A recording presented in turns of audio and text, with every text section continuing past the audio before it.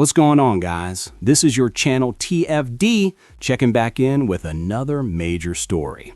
Just like I told you guys yesterday about Indiana Fever reporters, and listen, it looks like Caitlin Clark finally showed her real feelings towards speed writer Scott Agness. Oh yeah, for this one, we got to take the trip all the way up to Indy. Man, I love petty Caitlin. She don't hide it, she don't sugarcoat it, she don't pretend. And honestly, I can't even blame her. Bro, the GOAT Caitlin Clark damn near crashed out at the Annika when she saw Scott Agness. I'm talking that instant reaction, that, oh no, not you again energy. Because the way this dude popped up, it was like when somebody shows up to the house party uninvited, looking around like, hey guys, it's me. And everyone else is just like, who told you to pull up? So Scott Agness strolls into the Annika like he owned the place, acting like this is just another day on the job. Meanwhile, Caitlin Clark is out there shutting the whole event down. Record-breaking crowds, thousands of fans lined up, little kids screaming her name, the entire course buzzing. A beautiful turnout, a crazy moment, and then boom, Scott appears like a jump scare. Now we got to get into why this moment even hit like that. Y'all already know Scott Agness, Fever reporter, always somewhere in the mix. And this season, oh, he had some takes, some nonsense, some out-of-pocket commentary he definitely got cooked for online. I'll give him credit where it's due. He was right about a couple things, but come on, Scott, you also did the most this year. Let's keep it real. And here's the funny part. He wasn't even assigned there, like he's trying to make it seem. You can just imagine him emailing folks like, hey, you guys want me to go cover the Annika? I'll volunteer. I can make the trip. Bro, nobody sent you. You just wanted to roll up even though you knew she wasn't trying to see you. But he showed up anyway, popped up with that special assignment energy, and Caitlin, her face said it all. That silent petty, that please don't start today look. And now everyone's talking about it. Fans, media, comments blowing up because the tension between those two has been simmering all season. And the Annika moment? Yeah. That told the whole story without a single word being spoken. Let's get into what Scott Agness did at the Annika. Man, this was hilarious. Scott Agness of Fieldhouse Files.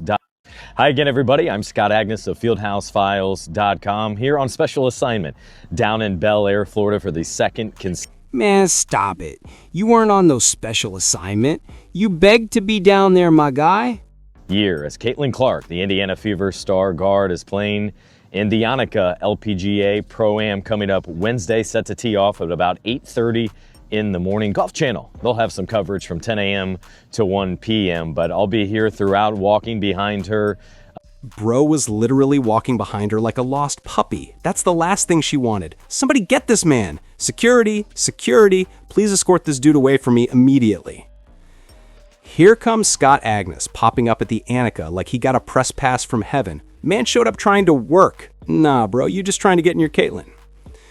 Dude really had the audacity to step up and try and ask Caitlin Clark questions at the post-golf event. Like, sir, who let you in? He slid in that room like it was open mic night, trying to raise his hand, trying to get a question in. Caitlin looking like, somebody remove this man.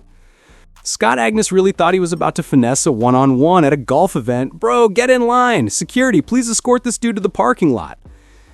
Nobody invited him, nobody asked for him, but here he is, creeping in the back, sneaking into the press conference, ready to throw a question at Caitlin like she was expecting him.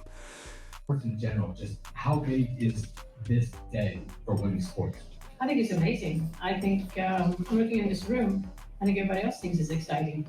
No, it's just great to have Caitlin here, obviously, and then Lauren, but just in general, what this tournament is doing and what Gainbridge is putting all these different athletes together from different sports, and it's generating a lot of buzz, as you know, and golf, we've always said this, golf brings people together, brings friendship and partnerships, and so I think today is a good example of that, and sorry I missed your golf today, Caitlin, but maybe I'll speak to the host next year if I get a chance to do it again. That was enough. Never again. But yeah, no, it's great to be here and have players like these two here, and as you know, it's an exciting week. Caitlin, this is your second year. Now, look at her face now. This is Scott talking. Look at her body. Look at her face reaction. Turned into basketball, basketballs for the golf shoes and the golf. So just first question, Bro, just look at her face. Look at how she's staring. She is not like with Scott, fam. Not even a little bit. Look at her expression, man. That is not the face of someone who wants him anywhere near her. Tell me that looks like a woman who's happy to see Scott. It don't. Not even close. You can see it all in her eyes. She is done with this dude. She does not fool with Scott whatsoever. Look, this ain't the look of someone pleased. This is the look of why is he even here? Now watch. Watch her snap right back into character like nothing happened, but her face already told the whole story. how was the round today? A little messy off the tee. I need some lessons, but I honestly haven't played a ton. But it was fun. I think anytime you get to be out here and see these women do what they do really well, it's really inspiring and it's really fun. Obviously, this isn't the environment that I'm usually in, so it's kind of a challenge and something fun that I love that I get to do. So just really thankful that Annika and Gainbridge have me out here, and yeah, just a lot of fun. The weather turned out to be pretty nice, so everybody's like, sorry that it's kind of cold. I'm like, no, like it was snowing in Indianapolis this past week, so this is great weather for me, but it was a lot of fun. So just really thankful that I got to be here. Your second year here and your second experience with the fans and the crowds on the first tee. So just talk about that first tee. Excitement, nerves, jitters, everything. I mean, people always ask me, like, do I get more nervous for this or basketball? And it's this, and it's not even remotely close. Like, I don't worry about basketball too much, but there's nothing like standing on a tee box and a bunch of people watching you, and this isn't what you're really good at. But obviously, playing with Nelly and playing with Lauren made it really easy, and we just kind of took their tee ball most of the time and played from there. So yeah. And then you also had we had two-time Olympic gold medalist Brian. Now, mind you, everybody else asked one damn question. Scott is milking this moment. He's milking it.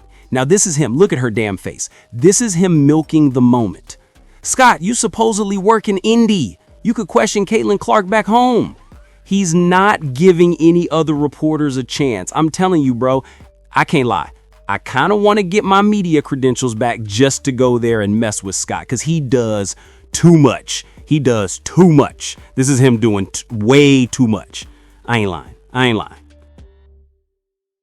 NASCAR's Carson Hocevar and your Indiana Fever teammates walking alongside with you. Yeah. Talk about that. How was that experience today? Well, it was really fun to see them hit their celeb shots on the 10th tee. Carson came out of nowhere and just absolutely smacked. I think he ended up taking his ball, which you don't have to tell people that. I guess I probably shouldn't have snitched on us. I don't know if that's legal. Sophie harmed somebody and Lexi topped it. So there's a wide variety out there, but I think it also puts like golf into perspective. Like, it's a hard sport, and what they do every single day is really hard, and they make it look really easy. So like I said, it's just really cool to see up close how easy they make the sport look. And you played your back nine with the lady to your left win Northwestern All-American. Look at him asking all them questions. NCAA national champion, who she's making her LPGA debut this week. So she's Gainbridge's sponsor invite, and she was also your invite. So Lauren, talk about the day playing with Caitlin today. I mean, it was so special. It really doesn't get much better than that. I was very nervous, I will say, but no, Caitlin and her teammates and Carson and Brianna, they really made it easy. And so, honestly, I had a blast. Hit some good shots, got some birdies, so I'm working on the All of them. And the last one for me, and I'll turn it up to the room. What was Man already seen. This is how Caitlin Clark looked at this dude. That, oh, it's you again face. She couldn't hide it. She couldn't fake it. She couldn't pretend. Caitlin Clark cannot escape this man. Scott Agness is like a side quest she never asked for. He's everywhere. He probably followed her to Chipotle after the event trying to get exclusive coverage. Bro is committed in the worst way. Caitlin Clark was this close to crashing out on Scott Agness. You can see it. She literally dropped her head down like, Lord, this dude again. This dude again. Caitlin is done. She is tired. And honestly, she has every reason to be. Let's make no mistake about it. Caitlin Clark has every right to be fed up with Scott and all his antics. Look at it right here. The way she reacted the moment Scott had the nerve to ask her a question. She wasn't feeling it. She wasn't having it. She wasn't trying to deal with this man at all. That look said everything. Scott, I don't rock with you. If the Fieldhouse wants coverage, they better send someone else, because CC is not answering this dude. Not today, not tomorrow, not ever. Caitlin Clark nearly crashed out on Scott Agness in front of a whole crowd. She was ready to let this man have it. But why is she so over him? Simple.